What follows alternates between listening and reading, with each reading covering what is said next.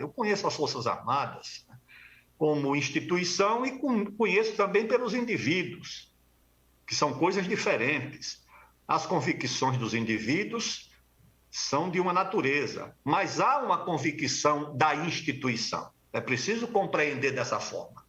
A convicção dos indivíduos é uma. Talvez tenha aí militares ligados, por exemplo, àquele general Frota que tentou derrubar o Geisel, militares que são liberais do ponto de vista econômico, que consideram os Estados Unidos como a principal aliança, outros que são mais nacionalistas. Isso há. Mas há dentro das Forças Armadas aquilo que eu chamo de convicção da instituição, da sua história, da sua memória. Forças Armadas não são um Ministério Público, que não tem passado, não tem história, não tem referências, tá certo? O Delanhol olha para o passado e vê ele mesmo, tá certo? Não vê outra coisa. A história é ele, esse grupo que está fazendo, ou os outros que fizeram recentemente. As Forças Armadas olham para o passado, eles olham o quê? Eles veem Guararapes.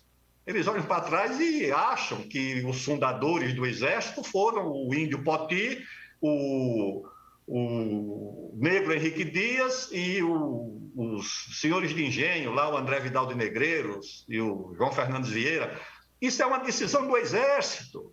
Isso foi um decreto do presidente Itamar, considerando que esses foram os fundadores do Exército Brasileiro. O Exército olha para seu passado, a Marinha, e vê o quê? Vê um Tamandaré, vê o Marcílio Dias, um herói negro da Marinha no século XIX, vê um Caxias, um Floriano Peixoto, um Deodoro, um Góes Monteiro. Então, esse passado e essa memória têm um peso muito grande. Formam também as convicções, limitam também os pendores individuais. Por isso que eu achei que sempre as convicções da instituição seriam superiores às convicções dos indivíduos. No fim das contas, o denominador comum, o fator de unidade vai ser a memória e a história, e não os interesses ou as convicções individuais e imediatas. Eu acho que foi isso que, no fim das contas, Ciro, pesou para que o presidente Bolsonaro decidisse pela demissão dos comandantes militares e do ministro da Defesa, sem que nenhum erro fosse apontado, porque podia se apontar uma indisciplina grave contra o presidente, que é o chefe das Forças Armadas, ou um erro grave de gestão. Não se apontou nada, não se apontou um motivo. Os comandantes militares foram demitidos e o presidente e o ministro da Defesa exonerado sem que nenhuma razão fosse apontada.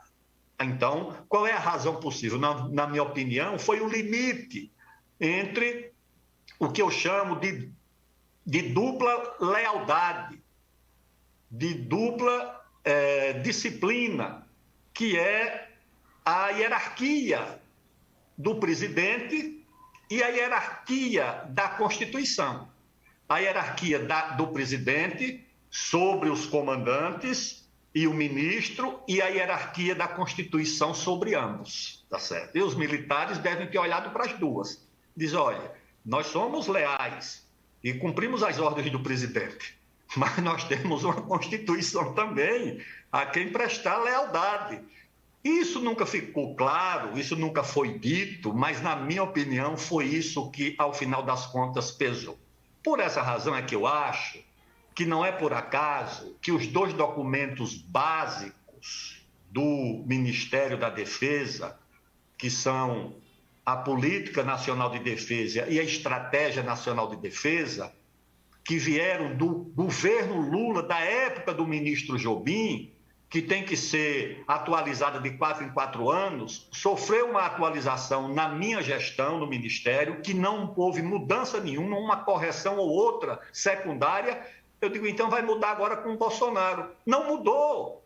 O que mostra que a estratégia das Forças Armadas e a orientação das Forças Armadas tem um sentido de permanência e de continuidade. Aliás, documentos muito bons, redigidos por militares e por diplomatas, de alta qualidade técnica, de alto conteúdo, e agora também no governo do Bolsonaro não sofreu mudança, porque eu acho que os militares têm uma linha a seguir, independentemente das convicções individuais de um ou de outro.